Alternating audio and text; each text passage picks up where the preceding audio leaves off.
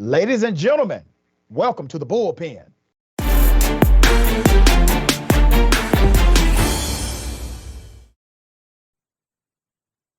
All right, in the Bullpen today, we have Josiah Lippincott, Marine Corps veteran, American Greatness columnist, and PhD student at Hillsdale College. Josiah, thank you for being on the show. How are you? I'm doing well, Dr. Ritchie. Thank you so much for having me on. I really appreciate it. Listen, man, I don't know if I want to say congratulations or condolences, but good luck in your PhD studies, sir. Yeah, absolutely. Thank you. I appreciate it. Absolutely. Absolutely. All right. We're going to chop it up about vaccine mandates, protocols, et cetera. I don't want to presume what you know, believe about that dynamic. So we will allow you an opportunity to share your sentiment, and then we'll get into the discussion. Sure. I look forward to it. All right. What do you believe about vaccine protocols in America? Yeah, the core argument that I've made in my written work is that these mandates violate bodily autonomy. They strip people of a fundamental freedom when you're forcing someone to undergo a medical procedure that they can't give informed consent to. So the arguments that I've been making in my written work and then on Twitter was that there's several layers of problems, but one of the biggest is that these mandates are being imposed administratively.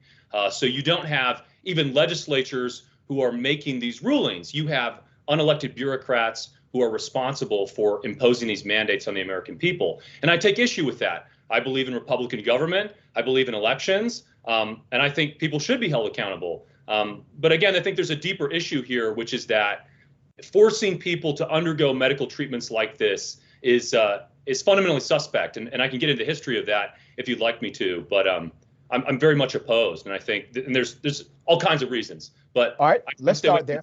Concentrate on the law and on the fundamental question there.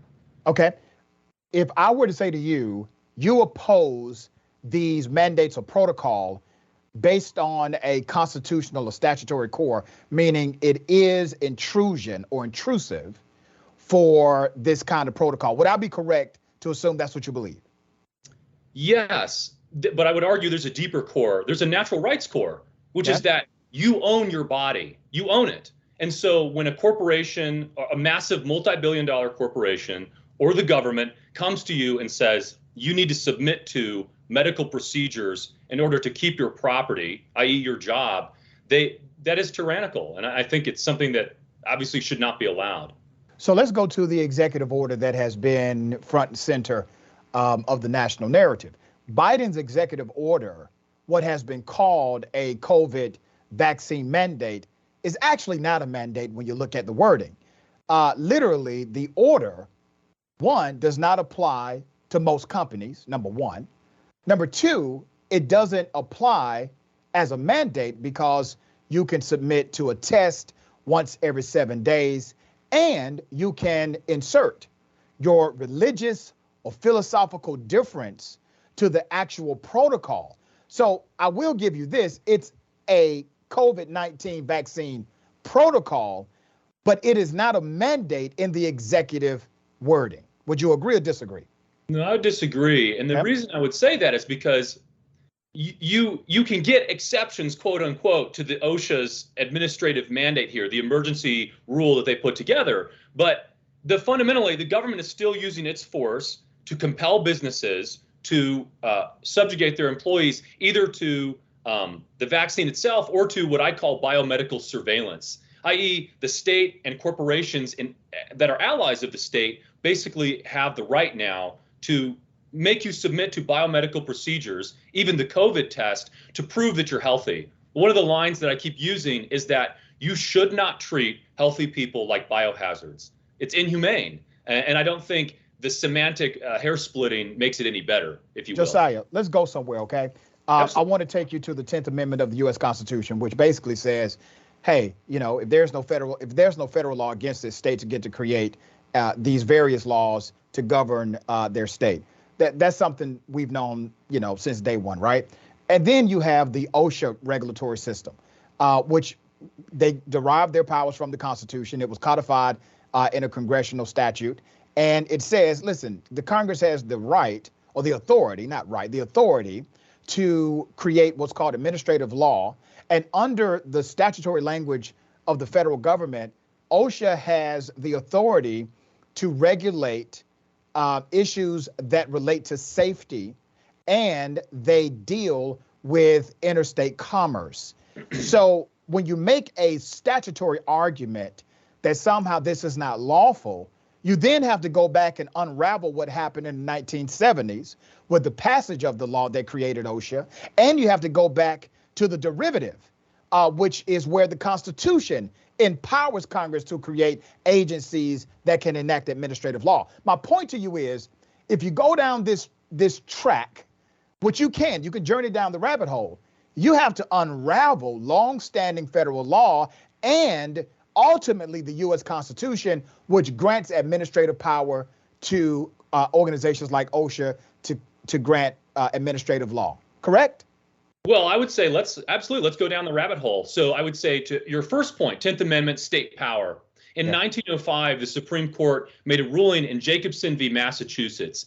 And in that case, the Supreme Court decided that states had the power to compel vaccination. Here's the problem.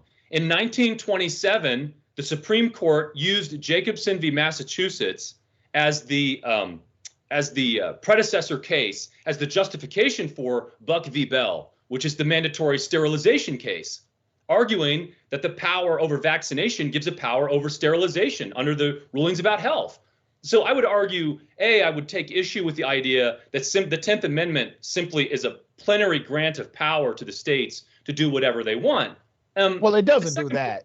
It doesn't. I didn't say that. It doesn't say states can do whatever they want to do. It has to be within the statutory restrictions, and it cannot be contrary to federal law. Well, and the point that I'm making is that Buck v. Bell has never been overturned. So that's why I say the deeper argument is about natural rights. Okay. I don't think the state has the power to sterilize someone, just as I don't think it has the power to imprison people in their homes using executive edicts and indefinite states of emergency. You know, California is in a 2-year state of emergency over COVID. That's not an emergency. We have legislatures for a reason. And on that point, if I can continue, the Constitution, the deepest law in the United States, says that the legislative powers are granted to Congress alone. Congress cannot give up its legislative powers to an executive agency. They've done it, and no one opposes them for having done so, but that is a huge problem. OSHA has rulemaking and lawmaking authority, but they shouldn't. And my argument is on that deeper grounds. Congress has abdicated its responsibility, and that's a huge problem. And I want to see them. Josiah. So let me take you back to the Commerce Clause of the U.S. Constitution, Section 2B, Public Law 91-596. The U.S. Constitution, under Article 1, I think it's Section 8, Clause 3, says that the United States Congress can create these administrative bodies based on the U.S. Constitution Commerce Clause. When you say that they are basically giving up their legislative authority, they were created by way of legislative authority in order to enact not only administrative policy, but also administrative law. Do you read the Constitution differently than I do? Yeah, absolutely. And I would say that the reason is that, you know, if an executive agent is making law, James Madison said that when you combine the powers of government, the executive and the legislative are combined, you get tyranny. And that's exactly what we see now. You know, when you give OSHA the power to make rules, Congress, I would love to see Congress try and vote on a vaccine mandate for the whole country. And I don't think you're going to see that, because that would be hugely unpopular. Yeah, I don't think that's going to happen. But Josiah, think about it, right? I do think you're incorrect in your stating of this. I encourage you to read United States versus Darby, which had this very same question about OSHA and regulatory agencies created by the United States Congress. But let me take you somewhere else, because you said something interesting about natural rights, okay? Sure. And about you owning your own body. Yes. Do you think it has been against the law? Because remember, 100% of all states in the United States of America engage in mandated vaccinations, all of them. And that's for public schools primarily, and over 90% of private institutions, and the vast majority of public and private colleges require a vaccination regimen in order to attend. Have they been violating the law since day one?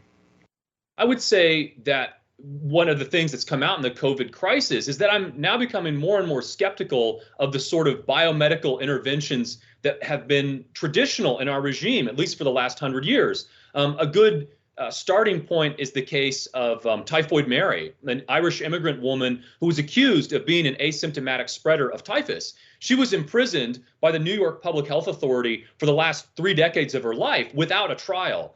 And though the Congress or the Supreme Court has never ruled on stuff like that, I think there's a problem there. I don't like that case. That case lacked due process. I agree with you in that sentiment, but you did not answer my question. I only have a few minutes. Do you believe that longstanding law and longstanding common law of every state in the United States of America mandating K through 12 education, mandating vaccinations for students, private institutions, vast majority, colleges, universities, vast majority of them also mandate a vaccination regimen for the safety and a safety protocol for all students? Have they been in violation of law? Insofar as you have mandatory vaccinations that have no ability to say, look, I don't want to do it and I can get out of it, then yes, I think they are. But Josiah, that's no mandatory vaccination has a concrete solid, you have to get it without exception. Even the one that you have an issue with, which is Joe Biden's executive order, provides the same exceptions as every single state mandate of the vaccination for other things. So in the executive order, you have religious exemption. You have philosophical differences exemption. You also have medical exemption. You have exemptions, and you have a test out exemption in the executive order. So if you're saying it's not a mandate, as long as you have reasonable exceptions, that's contrary to what you said in the beginning of this discussion, that you still call Biden's executive order a mandate rather than a protocol, but you just called it a protocol rather than a mandate. Well, I would argue that the question about the specific types of, so for one, you have to decide whether or not the exemptions will actually be granted to individuals. They have been granted. But the deeper problem, the deeper point that I would make is that mandatory vaccination simply should never be mandated. There's a problem there. And so if you can say, well, my religious beliefs, I want to exempt myself from the biomedical security state, I would argue that the deeper, more fundamental point is to say, look, I own my body and I want to have the right to get out from under these regulations. So I would say that, yes, insofar as the states impose these vaccination mandates, even with exemptions, I think they shouldn't. I don't think that's so interesting, Josiah. You're making the same point the executive order makes. You just said, hey, if you don't want to do it, don't do it. That's called philosophical difference, right? There's an exception for philosophical differences. The fundamental problem is administrative law. The president and OSHA should not. Well, you got a problem with the Constitution. And neither should. If you have a problem with administrative law, you have a problem with the Commerce Clause of the U.S. Constitution. I have a problem with the readings of the Constitution given in the 1930s. That's a huge problem. And I think they're wrong. I would argue I'm right, and the past 100 years of American jurisprudence on a subject is dead wrong. And I'll defend that claim anytime, anywhere. And of course, I'm glad to be here and to do it with you, Dr. Ritchie. It's a pleasure, of course. Listen, man, it's been fun. We're going to have you back, okay? I appreciate your argument. Yeah, absolutely. This has been great. This has been great. I appreciate it. Thank you, sir.